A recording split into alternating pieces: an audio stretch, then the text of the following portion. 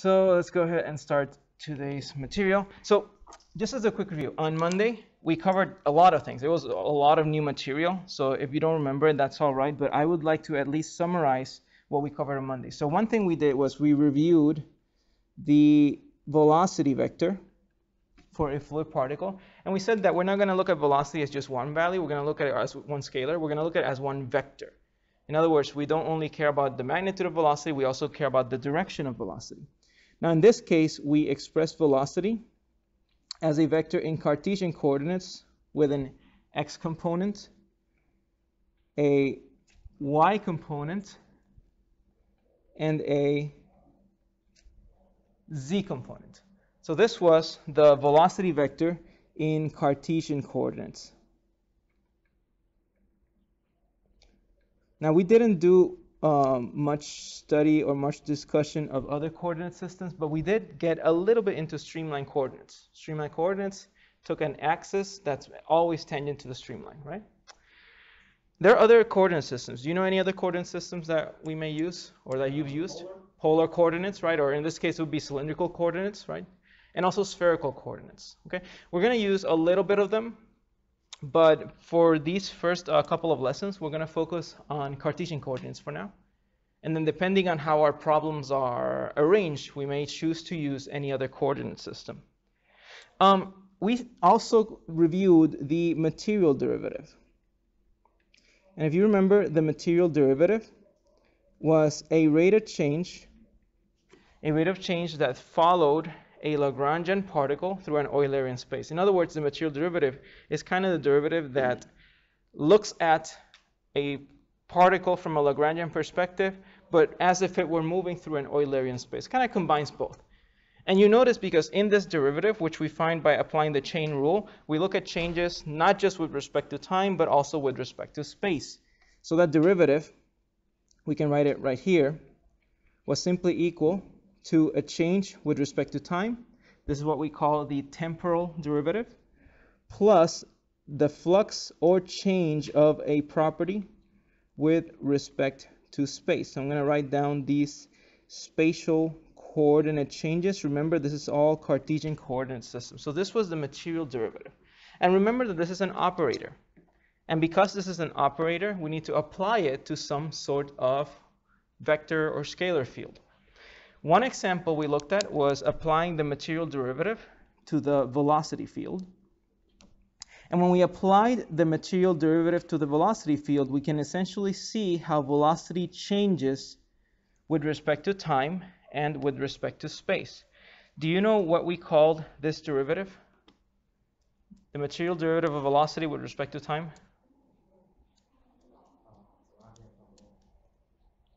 Acceleration. The acceleration, thank you. So the material derivative of velocity with respect to time is simply acceleration. Now the reason I'm distinguishing these two colors is because this is an operator. These black letters are operators that we can apply to any property. So you can take, for example, the material derivative of velocity, my vector in red, or you could pick any other property and find its material derivative. When you pick any other property, and essentially the only thing you have to change are the red parts, because you're applying this operator into any property. We looked at the gradient, and we defined the gradient as the change of a property with respect to space across a spatial field. And we found that we can calculate the gradient of any property with an operator called the Dell operator. Now the Dell operator, which again it's an operator, not a property, was defined as simply a partial change with respect to x in the x direction plus the partial change with respect to y in the y direction plus the partial change with respect to z in the z direction. And like we mentioned earlier, this Dell operator can be applied to any scalar field. Now in Monday's class, we did one example of a scalar field, which was a pressure field. So if we applied the Dell operator to the pressure field, then we get the partial change of pressure with respect to x in the x direction, plus the partial change of pressure with respect to y in the y direction, plus the partial change of pressure with respect to z in the z direction. So this particular example, not necessarily important that you memorize it, but just in case, when you apply the Dell operator to any function, you get the gradient of that function. In this case, because we applied the Dell operator to the pressure field, then we get what's called the pressure gradient. So is the only difference between the gradient and this real derivative is that gradient is space and material is space and time? Yes and no. So yes, that's one of the differences. The other difference, remember that in the spatial derivative here, in the material derivative, we're also considering the fluxes, right? Because we have velocity terms as well. We do not have velocity terms here. Now it's okay, because you bring a good question, and we're going to jump into it. We're going to see how we can relate the gradient operator to the material derivative in just a second. So good question, Drew. We mentioned that this Dell operator is a very, very powerful operator, mathematical operator. For example, we can use this Dell operator to find the divergence of a vector field. The divergence of a vector field was simply found by taking the dot product of Dell and some vector field. In most examples that we were going to look at, and frankly most examples that we're going to do in this class, we will be looking at the divergence of the velocity field. Now what does that look like? Well, you know that the dot product of two vectors is simply the x component of one times the x component of the other, plus the y component of one times the y component of the other, plus the z component of one times the z component of the other. And that's the same thing here. When we take the dot product of the gradient operator, the Dell operator, and any vector field, essentially we get the partial derivative of the x component of the vector field with respect to x, plus the partial derivative of the y component of the vector field with respect to y, plus the partial derivative of the z component of the vector field with respect to z. In this example, because we're taking the divergence of the velocity field, we express it in terms of the x component, which we know is u, the y component, which we call v, and the z component, which we call w. So one of the key differences between these two is that the gradient operator is applied to a scalar, as you can see here, but the divergence is taken for a vector. Now the result of the gradient is a vector, but the result of the divergence is a scalar. So you see how these terms are inverted here. You input a scalar, you output a vector. But when it comes to divergence, you input a vector, but you output a scalar. Now in the case of velocity, the divergence of the velocity field is called the dilatation rate. And we can see mathematically that this dilatation rate essentially is telling us whether the fluid particle that we're studying is expanding or contracting. So dilatation rate will tell us about the deformation of a fluid particle. Now, based on that information, knowing that the dilatation rate gives us the deformation of a fluid particle, then I can say if my fluid is incompressible, right? If a fluid is incompressible, and we know that the dilatation rate tells us the growth or the shrinkage of a fluid particle, then what do you think the dilatation rate of a fluid that's incompressible has to be? 0, right? Because if the dilatation rate is the growth, right, the expansion or the contraction, and we know that an incompressible fluid does not expand nor contract, then that means the dilatation rate of an incompressible fluid will be 0. Finally, we looked at curl. We said that the Dell operator can also be used to find the curl of a vector field. We know that curl can be found by taking the cross product of the Dell operator and any vector field. Now, if you don't remember how to find the cross product of a Dell operator and a vector field, then you can draw the matrix, the resultant matrix of these two vector fields, and then find the determinant of that matrix.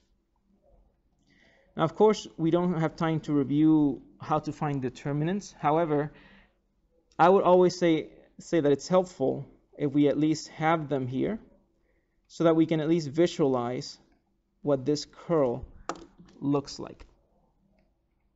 And remember that I'm trying to distinguish the parts of the equation that belong to the operator, which are in black, and the parts of the equation that belong to the vector in question, which are in red. These red parts can be applied to any other vector, which means that this doesn't have to be velocity if it's in red. It can be any other vector field. However, in the material derivative, because this is a black part, this actually has to be velocity, u, v, and w, right? These three black terms. So let's try to make that distinction. The black ink represents the operator, right? The stuff that cannot change. But then the red ink will represent the vector or the scalar to which I'm applying my operator, which can change if necessary. So if we were to find the curl of a vector field, remember that we're going to have the following expression.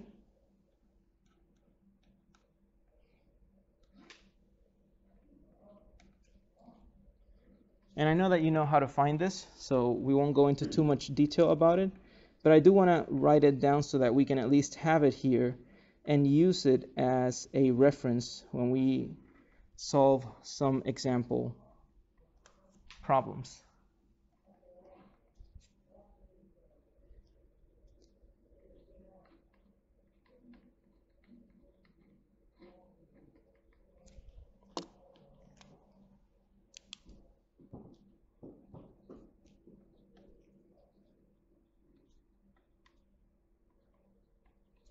So this is the curl of a vector field. Now, if you find the curl of the velocity field, we call this the vorticity. Sometimes use the Greek letter, which one is this? Zeta, right? The Greek letter zeta to calculate or to express the vorticity. Now, there's a couple of clues just on this math and on the names themselves that may give you an idea of what curl represents. First off, we're looking at a cross product, and we know that a cross product, right, looks at differences in direction and potentials for rotation.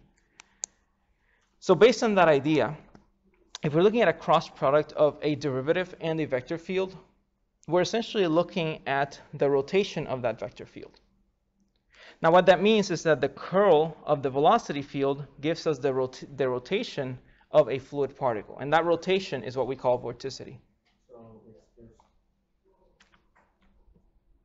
is it trying to measure how much that vector is changing? Turning? How much it's rotating, yes. Like changing direction? Not necessarily changing the direction of flow. Think of it. It's rotating on its own axis. Exactly. Think of this as my vector field, right? My vector could move in the one direction, but it could also rotate along that axis. So this rotation is what we call the vorticity. So notice that even though my vector doesn't change the direction of movement, it still rotates, right? So that's what I mean when I say vorticity. It's that rotation among an axis that doesn't necessarily relate to its displacement. Okay? And good question. Thank you, Casey. Spin. That's a good idea. Yeah, that's a better way of putting it. Spin. Yeah, that's good. Based on what we know, if a fluid is irrotational, in other words, if a fluid particle has no spin, what do you think is the vorticity of that fluid particle? 0. If there's no spin, there's no vorticity. We will learn that when we derive expressions for angular velocity in differential form, we'll find that angular velocity is actually very, very related to the curl. In fact, angular velocity, once we derive an expression for it, will be just 1/2 of the curl. And that further solidifies our explanation of the curl as the rotation or spin of a fluid particle. So this is a bit of a review of what we covered on Monday. Now, before we start with newer material, are there any questions with this material? All right. So if there are no questions, make sure you take your notes. We're going to refer back to these definitions in a second. But let's go ahead and start with an example of divergence. So in Monday's class, we looked at a curl example. So now I would like to look at a divergence example.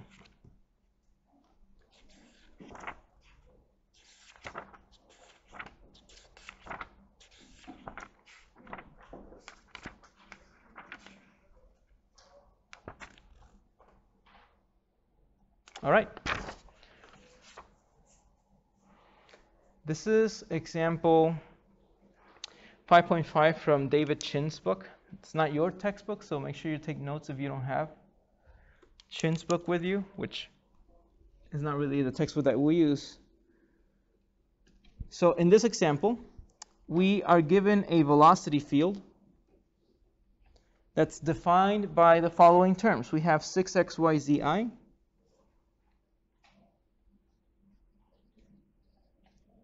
plus 2 times x squared plus y squared j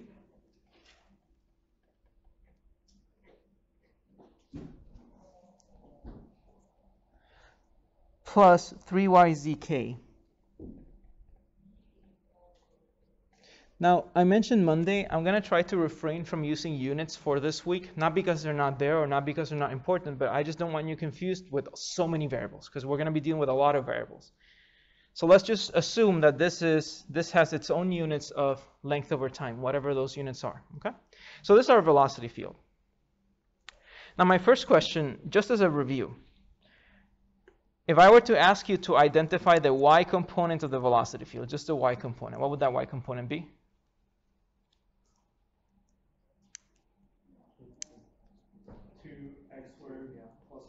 Good.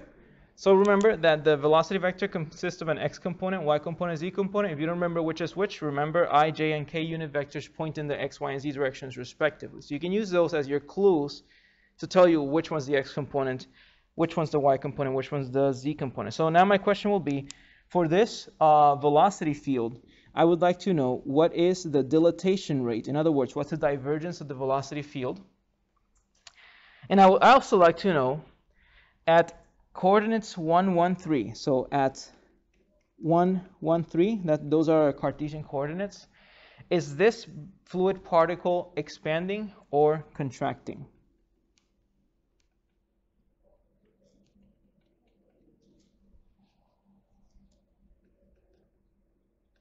Or neither?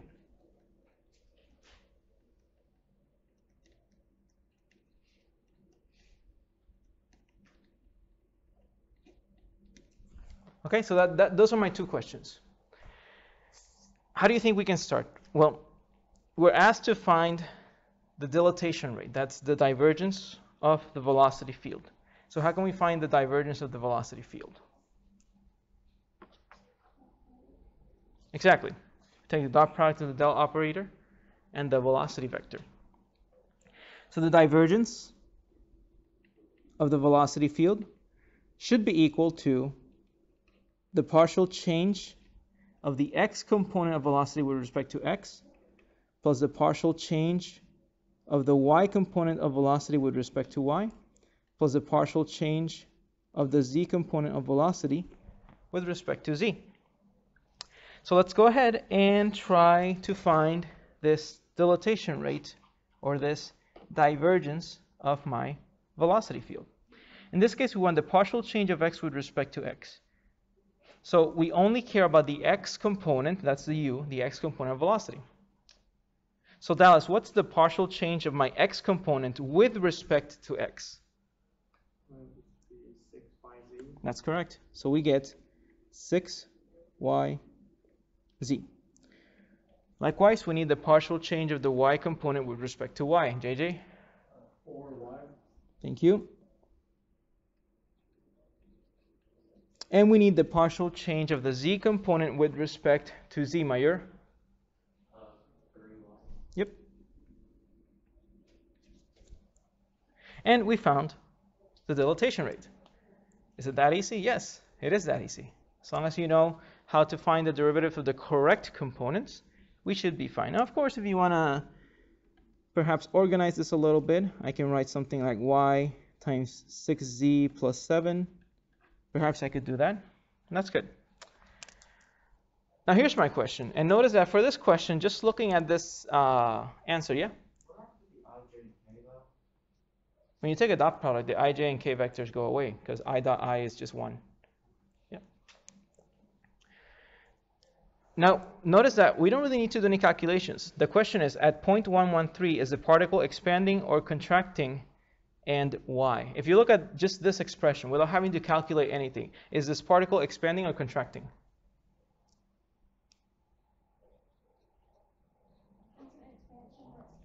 Exactly, it's expanding because it's a positive value. Positive dilatation, that means it's expanding. Of course, if that was not satisfactory enough, we could always find the divergence of the vector field, the dilatation rate, right, at 1, 1, 3. And in that case, all we have to do is replace these variables with my Cartesian coordinates.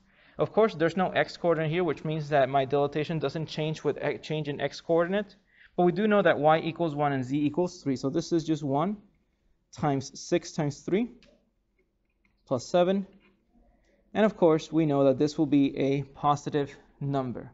So how much is 18 plus 7? 25? Okay.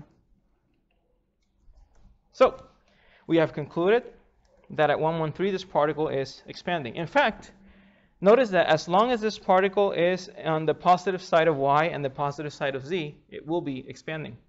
If the particle is on the negative side of y and the positive side of z, it will be contracting. And then there's some nuance with the remaining spaces. Okay. So this the dilatation rate, and that's how we know whether a particle is expanding or contracting based on the answer or the domain of that dilatation rate. At this point, are there any questions with finding the divergence of a vector field? Okay, good, thank you. There's a lot more that we can do with this Dell operator. In addition to everything we've said before, finding the gradient, finding the divergence, finding the curl, there are several other operations that we can do with this Dell operator. And today I want to talk about one more use of the Dell operator. One thing we can do with the Dell operator is we can map a vector field to the Dell operator.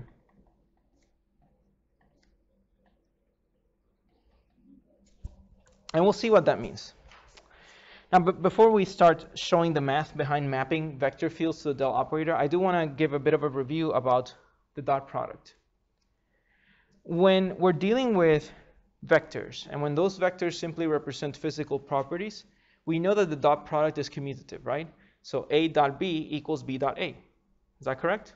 Right? Because AX BX is the same as just saying BX AX.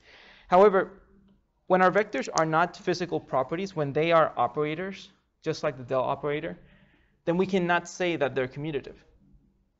Because the order in which you take this operation will actually change your final answer.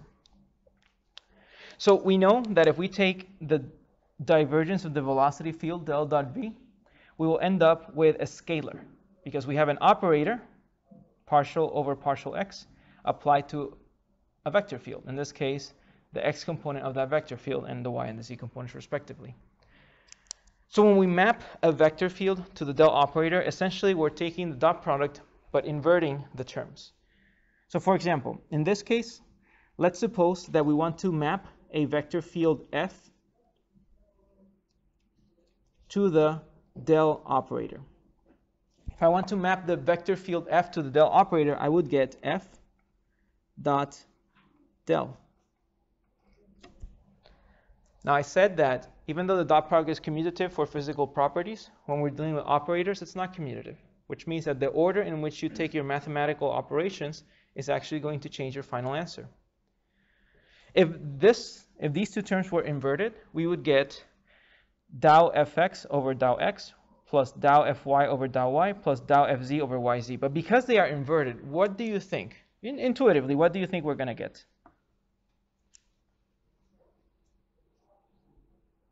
Some sort of modified Dell operator, like the Dell operator multiplied by the velocity or something like that? Exactly.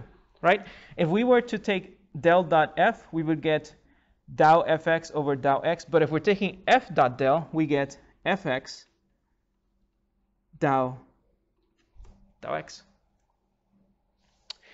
And of course, we can keep mapping the remaining terms, fy dow y, fz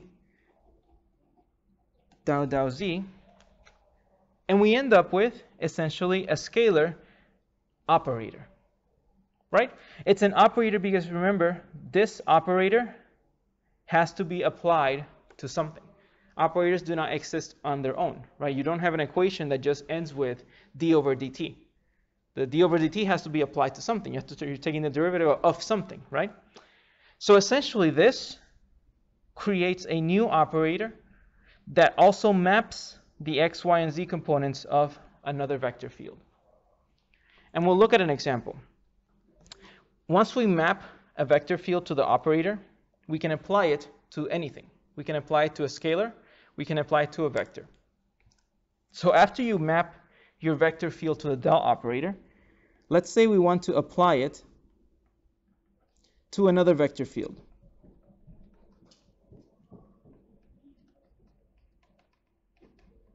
And I'm going to call this other vector field just G. In other words, I want to map f dot del, and then I want to apply this operation to my vector field G.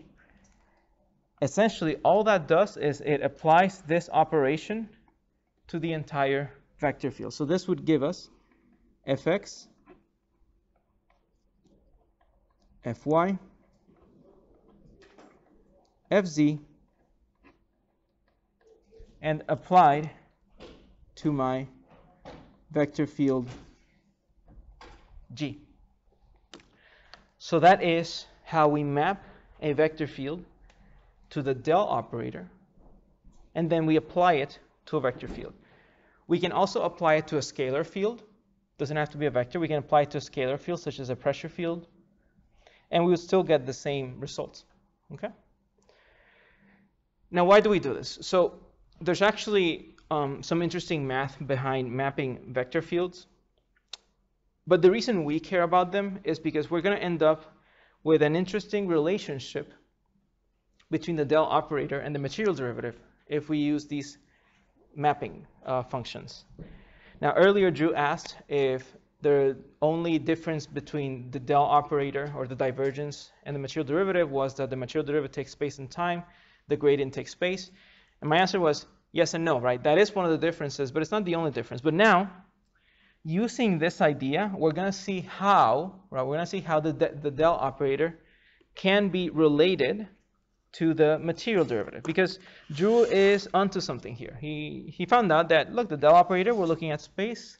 The material derivative, we're looking at time. So who knows? Maybe there is a relationship between them. So what I'm going to do is I'm going to map my velocity field to the del operator, okay? And then I'm going to apply it to the same velocity field, okay? So let's take it one step at a time. First, let's map the velocity field to the del operator. Now, what do you think that will look like?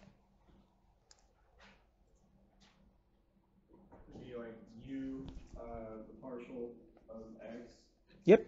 Or the partial with x, then v times the partial with respect to y, and w times the partial with respect to z. Thank you. Does everybody agree? Yeah. And now, let's apply this to the same velocity field. All we do is apply the operation to my velocity field. Now, why am I doing this? Well, what's the use of this? Well, let's recall the material derivative. The material derivative simply looks at the spatial change, at the temporal change plus the spatial change.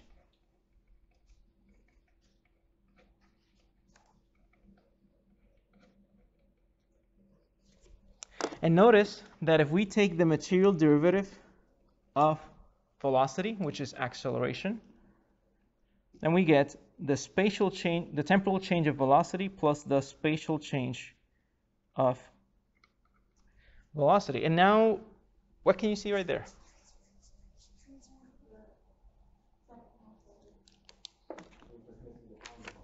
That's correct, right? Notice that now this spatial change is actually equal to the mapping of the velocity vector and the Dell operator applied to the velocity vector. Now, because of this, you'll see that it's very common to express the material derivative of any function as the partial change with respect to time plus v dot del applied to the function that you are deriving. Yeah, we're going to write it down. So this is just a material derivative, right? Just a material derivative, not applied to anything yet. So in this example, if we want the material derivative of velocity, it would be the partial change of velocity with respect to time plus this velocity vector mapped to the Dell operator applied to the velocity field. And remember that I'm trying to distinguish the red and black ink to let you know that the black ink essentially represents the operator itself. That doesn't change. But the red ink does change because you can apply the material derivative not just to velocity, but to any fluid property. Let's review this. For example, what if I want to find the material derivative with respect to time of density? Hannah, what do you think that would look like?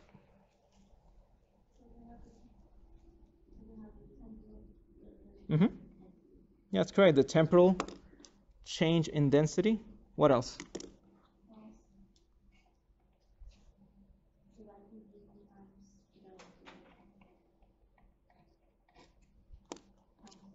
Applied to density. Yeah, that's correct.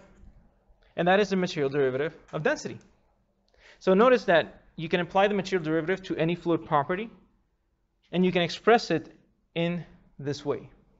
Yes? Is that velocity vector always going to be there? Yes, this is a mapped operator. So this will not change. Because remember, the material derivative includes this velocity flux, right, UVW, regardless of whether your property is velocity or something else. That's why I like to distinguish between the colors, because there are portions of the material derivative that depend on velocity, because material derivative depends on the movement of a particle, right, regardless of its derivative of velocity or derivative of something else. That's a good question. That's a good observation, okay? There are several vector identities that will be helpful to know, but that we will not have time to prove in this class. And frankly, we're not going to pursue them, okay? However, if you go into a further study of fluid mechanics beyond this course, you may see that some of your vector identities are expressed differently. So I'm just going to give you a couple of examples, and you can try the proofs yourselves, or you can contact me and we can go over the proofs. But one example is that this operator, v dot del v, can also be expressed as v dot del v. Again, we can do a small proof, and we'll find out that if you were to do both operations, in both cases you would end up with these three terms: u del v del x, v del v del y, w del v del z. So just a simple vector identity. Yep.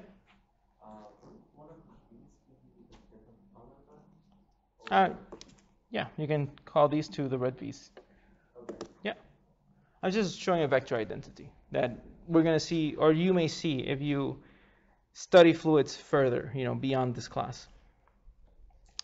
One more vector identity, which is helpful to know, but again, we're not going to dedicate too much time to it in this class, would be the vector identity v dot del applied to v again is equal to 1/2 of del v squared, so del of v squared, there we go, minus v cross del. And this one's a little bit harder to prove. In fact, just just recently I had to prove this vector identity for a test. So it's a little bit harder to prove, but it's also a useful vector identity, which will help us simplify our problems in the future. Again, if you want to go over this proof, we can go over it outside of class hours. All right? Okay. So the reason I'm giving you these vector identities is because sometimes it will make our lives a little bit easier in expressing some terms in different ways. And that helps us to have different forms of our equations that we will find usable. Yes? Oh, is the v squared there, is that the vector? Scalar. It's the magnitude of v. The magnitude? Yeah, that's why I don't include a vector arrow. It's an interesting property. Like I said, we can go over it later. But yeah, these are some of the two vector identities that you'll see in some books. I personally don't like having to be like, okay, this is a vector identity. We can prove it later, but I'm not going to show you the proof now. However, we're a little bit short on time. Okay. What I want to do today to wrap up this class, because we do have about 20 minutes left, I'd like to actually derive an equation with you. Because you see, when we did our integral analysis, conservation of mass, momentum, and energy, we derived a bunch of equations, right? We derived the continuity equation for mass, we derived the momentum equation and a deflector variation for momentum, and we derived the energy equation for energy. We derived the Euler and Bernoulli equations as well. So I want you to see how the equations look like in differential form, because you'll see that there is some use for differential analysis. You see, in all of our integral equations, they all depended on us knowing the geometry of our control volume. So let me go back to a quick example. This is just an example. When we came up with the equation of conservation of mass, we ended up with the equation partial m over partial t equals mass flux in minus mass flux out. And this was our conservation of mass equation, if you remember from a few weeks ago. But there's a problem. Notice that mass is equal to the integral of density over volume, which means that to find the mass, in order to find this change of mass, you need to know the properties of the control volume. Of course, for most of our fluids, we assume that the mass wasn't changing with respect to the control, with respect to time, so we could just eliminate this term. But even if we look at our mass flux, if we're looking at mass flux in or mass flux out, remember that mass flux is equal to density times v dot A. In the case of the velocity and area vectors pointing in the same direction, we can express mass flux as density times v times A.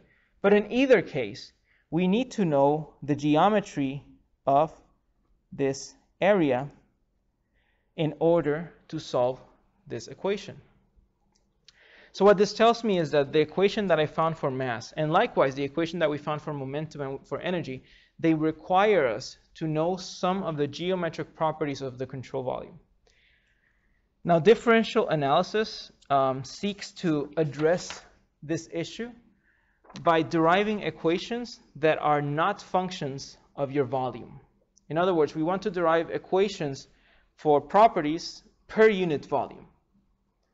So in the case of mass, for example, in the case of the continuity equation, conservation of mass equation, instead of finding an equation that gives us the mass of a system, we would like to find an equation that gives us the mass per unit volume of a system, right? And what's that, mass per unit volume? Density, right? So what we're going to do is we're going to see how we can transform the continuity equation into an equation that relates to density and that we can express in differential form. Hopefully we can finish this within 20 minutes because it's a pretty long derivation. Okay? So let's go ahead and start. Let's study a tiny control volume. Okay? So we're studying a tiny control volume that's fixed in space and fixed in time as well. And the reason I'm studying this tiny control volume is because I don't want to depend on the dimensions of the control volume. So because I don't want to depend on the dimensions, I'm imagining it to be as small as possible. Something that eventually I can get rid of that volume term. So we have a tiny control volume with fixed dimensions, right? And it's fixed in space. It's just standing there somewhere. I'm going to give it, of course, dimensions of dx, dy, dz. And let's say that this control volume is right in the middle of a velocity field. So there's a fluid that's passing all through as well as around this control volume. This velocity field is moving in some unknown pattern. Let's not make it easy. Let's not say that it's in the x or y or z direction. Let's say it's in some arbitrary direction and we don't know the direction of the fluid, okay? So we have a tiny control volume. We have a fluid moving in some direction. What we do know about the fluid is that the velocity field is defined by the vector u plus v plus w. That's the only thing we know about this velocity field. Can we agree on that? Velocity field u, v, w, which means that for the velocity of this fluid, there's an x component, there's a y component, there's a z component.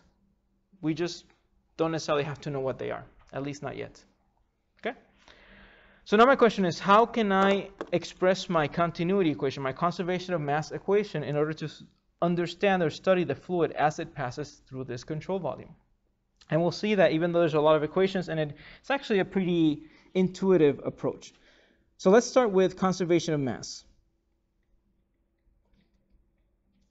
We know that conservation of mass tells us for a control volume, the change in mass with respect to time is equal to mass flux in minus mass flux out. We've already derived this equation by using the Reynolds transport theorem, but we don't want to keep using this equation because we already said that this equation requires us to know the dimensions of this control volume, and we don't want to know the dimensions of the control volume. We want an equation that applies for any control volume with any dimensions possible. So what I'm going to do is I'm going to first try to figure out how I can express the terms in this equation in terms that I can then use to eliminate my control volume.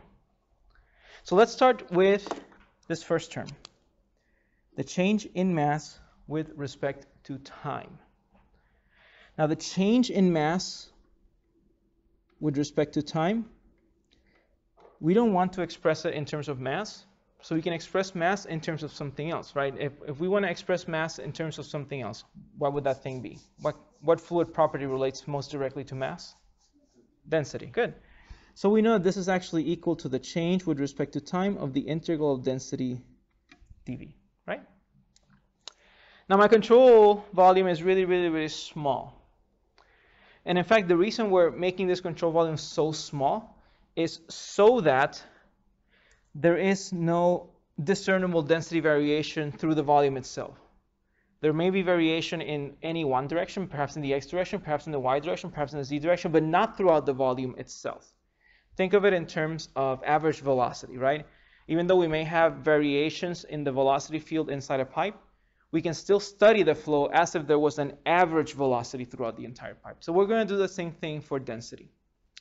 I don't want to call it average density because that wouldn't be a correct term, but it's essentially the same philosophy behind it. Now, if we're studying density as if there weren't enough variations for this integral to depend on density, then what I can do is I can express this integral as the derivative of simply density times integral of dV.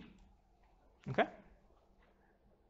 Now, based on what you know about this control volume, we mentioned that this control volume is fixed.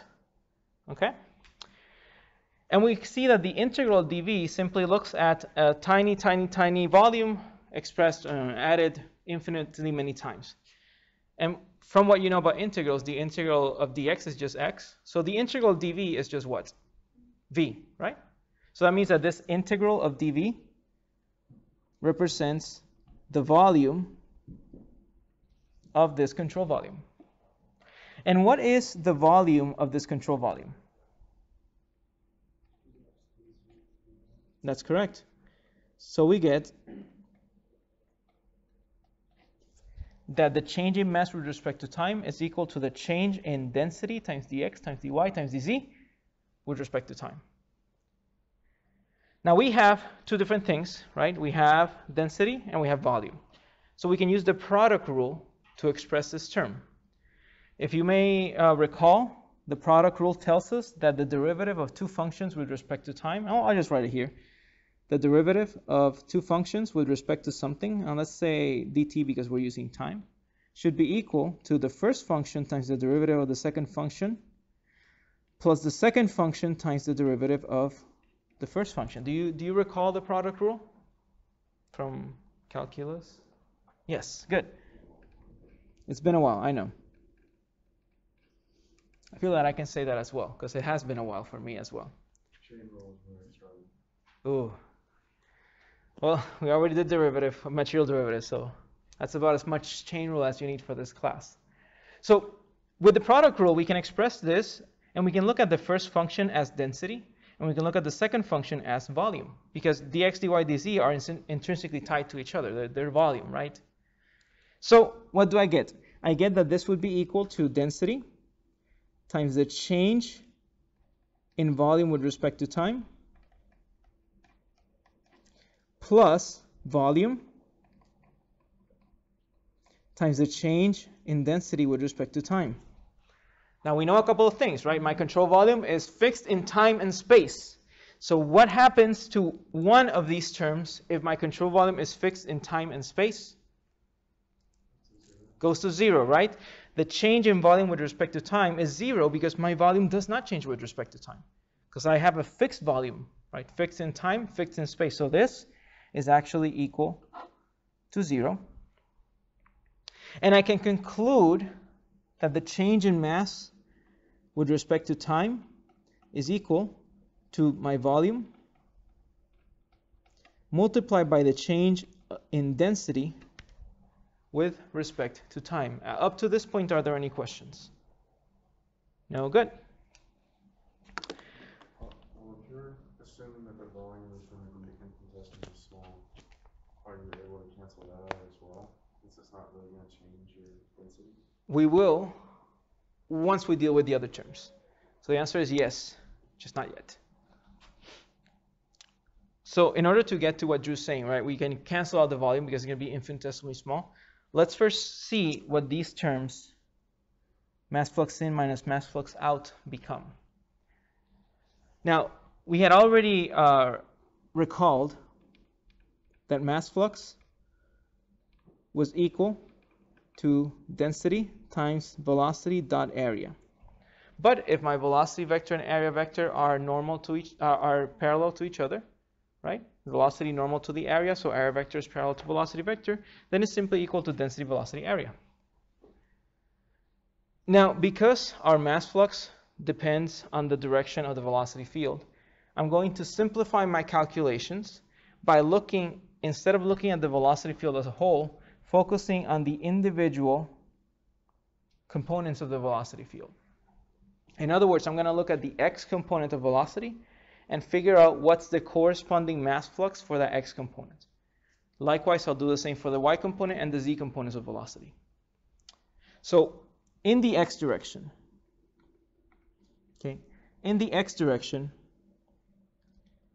we got to figure out what is my mass flux in and what is my mass flux out.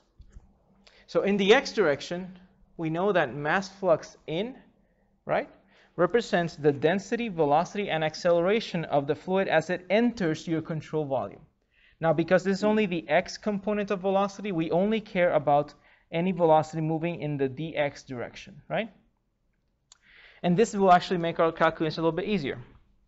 You see, I can give this point a coordinate x, which will make this point a coordinate x plus dx. Is that correct? If we're just setting this control volume on an axis, and this is just x, then this would be x plus dx. It doesn't have to be x. You can call it whatever you want. It can be 0. It can be 1. Whatever you want, okay? Now, because my fluid traveling in the x direction will enter the control volume through this face, then we will have the density at point x multiplied by the velocity at point x. But remember, we only care about the x component of velocity. So what should we write here? Instead of writing the whole velocity vector, what do we write here? U, right? So u at point x, and then multiply by the area through which this x component of velocity is entering my control volume. And what's that area? That's correct, dy dz. And that's my mass flux into the control volume. Likewise, I have the mass flux of the fluid leaving the control volume. We have the density at where it leaves the control volume, which will be x plus dx. We have the velocity at x plus dx. And again, this x can be anything you want it to be. It can be 0, it can be fish, it can be whatever. Just something and then something plus dx. I will take that as a challenge. And I will accept that challenge, okay? So we have the mass flux in and the mass flux out of the x component. We can repeat this process for the y and z components, and then we can express our conservation of mass equation in terms of these elements. So let's go ahead and do that.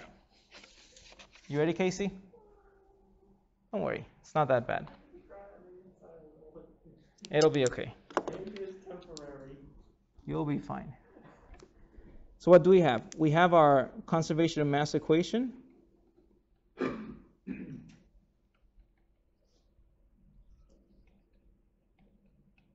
And we know that this was equal to the volume times the change in density with respect to time. And this is equal to mass flux in minus mass flux out. Now I'm going to, instead of keeping all my mass fluxes in on one side, mass fluxes out on the other side, I'm going to divide them by x, y, and z components, just because it makes my equation a little bit neater. Okay, so if I look at my x, y, and z components, we already had an x component for mass flux in, which was density at x, velocity at x, dy dz, minus density at x plus dx, velocity at x plus dx, dy dz. Now that is for the x components. We can look at the y component. Density at y, velocity at y, dx dz, minus density at y plus dy, velocity at y plus dy, dx dz. Does everybody follow where I came up with the y components so far? Do you mind putting brackets in your x and y components? I follow that. I do not mind. We have the x component, and then we have the y component. Okay? And of course, we can't forget about the z component. Get density at z times velocity at z, dx dy, minus density at z plus dz times velocity at z plus dz, dx dy.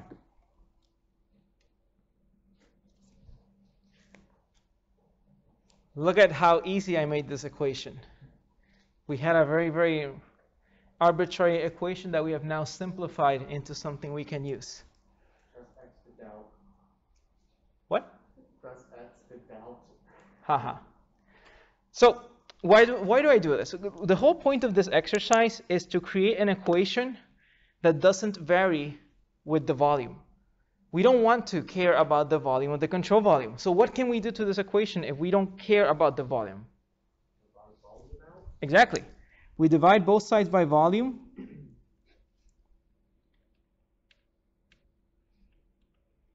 Okay?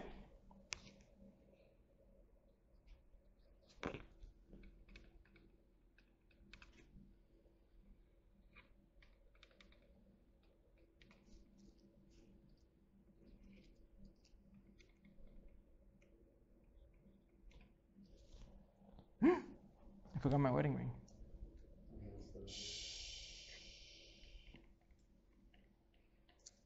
I'll have to edit that in the video. You'll see a very badly edited CGI wedding ring. Okay, and what happens here? Well, look at this. We have volume divided by volume. It just cancels out. We have dy and dc, which cancel out. We have dy and dc, which cancels out. We have dx and dc, which cancel out. And then we have dx and dy, which cancel out. And now you'll see that my equation will start to look a little bit easier to manage. We get that the partial change in density with respect to time is equal to, and actually notice that because both these terms have dx in the denominator, I can combine them, right? So I'm going to do that. This will be equal to density at x times velocity at x minus density at x plus dx times velocity at x plus dx. And all of this is divided by dx. Likewise, we have density at y, velocity at y, minus density at y plus dy, velocity at y plus dy, and all of this divided by dy. And finally, density at z, velocity at z, minus density at z plus dz, velocity at z plus dz, and all of this divided by z. And why am I doing this? Look at each of these three terms. And perhaps ignore that we're talking about density and velocity. Let's just think of density and velocity as some arbitrary function. What do you think these terms represent? So, yeah, ignore that it's density, right? So for example, let's say that ignoring that this is density and that this is velocity, let's just call it a function, right? So we have a function of x plus a function of x plus dx divided by dx. In fact, let's do something. Let's flip these two terms. I have to add a negative sign to flip them, but this is equal to negative function of x plus dx minus function of x divided by the what? Exactly. And what do we call change? The derivative. Notice that this is just a derivative of f with respect to x. And notice that what is this? What is this function? Well, the function is just density times velocity. So what we're looking at here are three derivatives. The derivative of density and velocity with respect to x, density and velocity with respect to y, density and velocity with respect to z. So we can write this equation as simply negative the partial derivative of rho u with respect to x minus negative the partial derivative of rho v with respect to y minus the partial derivative of rho w with respect to z. And what is this? Where have we seen this before? The derivative of something with respect to x plus the derivative of something with respect to y plus the derivative of something with respect to z is what? The divergence, right? Yeah. So this is actually equal to negative the divergence of density times my velocity vector. I can rearrange by moving this to either side, and I end up with the change in density with respect to time plus the divergence of density times the velocity vector equals what? I move this to the other side, so equals what? I just moved this to the other side. So what does this equal to?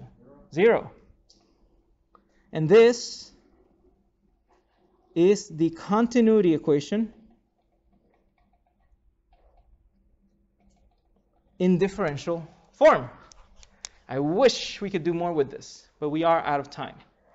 So up to this point, we have found out how to derive the continuity equation. Yay. But now you'll see, as you start using this equation, that this doesn't really depend on the volume of the control volume. Notice that it depends on the density of the material of the fluid and the velocity field of the fluid. So all we need to know is what type of fluid we're dealing with and how is it moving. And we can apply this continuity equation. I will see you next week.